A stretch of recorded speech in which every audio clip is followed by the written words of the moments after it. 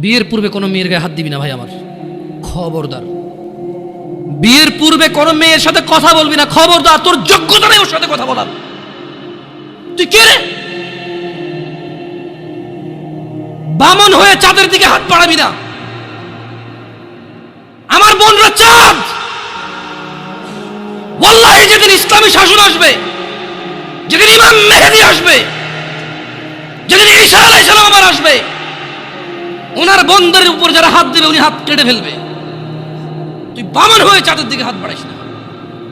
আমার বোনরা চাঁদ।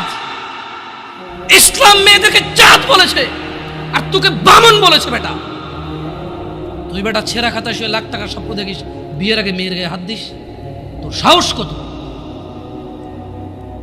তোর সাহস কত? তুই জানিস না মুহাম্মদ সাল্লাল্লাহু আলাইহি সাল্লাম বলছে নেক স্ত্রী দুনিয়াতে যা আছে ওর চেয়ে বেশি উত্তম। তুই কি করে ওর গায়ে হাত দিস বিয়ের আগে? তোর সেই যোগ্যতা আছে বল? তোকে আল্লাহ জাহান্নামে ফেলবে, তোকে আল্লাহ জ্বলন্ত আগুনে নিক্ষিপ্ত করবে, তোর শরীর পচবে, তোর শরীরের গন্ধে জাহান্নামীরা থাকতে পারবে না। তোকে আল্লাহ এত নিকৃষ্ট শাস্তি দেবে কেন? কারণ তুই এত বড় জঘন্য কাজে লিপ্ত হয়েছিস।